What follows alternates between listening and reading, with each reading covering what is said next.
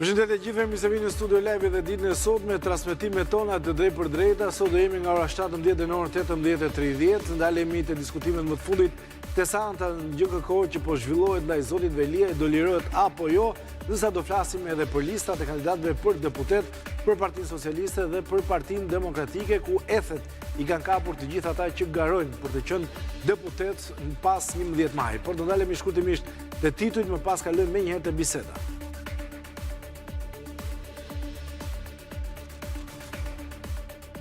Prej orës 10 po shqyrtohet në apelin e posaçëm ankimimi i Veliajt kundër arrestit me burg. Për një mas më të butë, mbrojtja e Veliajt ofroi dhe garanci pasurore, njëjtë edhe sipërmarrësi Abule që kërkon lirinë, ndërsa 3 biznesmen të tjerë kërkojnë të hiqet masa detyrim paraqitje pasi SPAK nuk ka prova.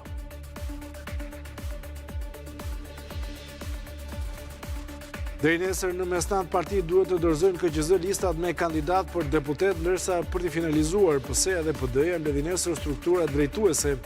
3 socialistë, emrat e rinj pritet të jenë shumicë. 3 kryebashkiak socialistë, i Beratit, i Matit dhe i Tepelenës do ndorheqen për të futur në lista. Sali Berisha si pritej ka futur veten dhe njerëzit e tij besnik në listën e Tiranës, por edhe disa aleat ndërkohë që ka rikthyer Josefina Topallin. Tabaku spostohet nga lista e sigurtë dhe pse ndër më të votuarat në primare. Shpërblet Floriana Garo në Durrës me 32 vota.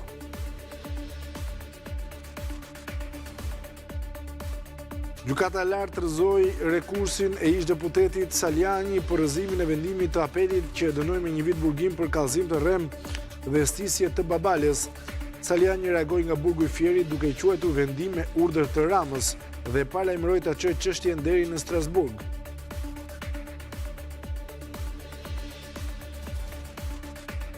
Shefi NATO-s Mark Rutte theksoi se pas zgjidhje politike nuk ka paqe ndaj Kosovës dhe Serbia duhet të arrijnë kompromis.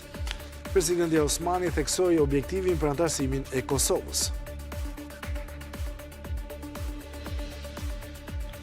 Donald Trump dyfishoi tarifat për çelikun dhe aluminin që vjen nga Kanadaja dhe i bëri zyrtarëve të këtij vendi një ofertë veçantë. Buni shteti i 51 amerikan dhe tarifat anulohen.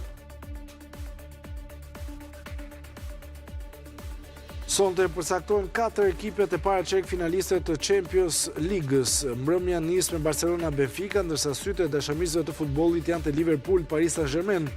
Ndërkohë Interi do të presi Feyenoordin pas fitores 0-2 në ndeshjen e parë.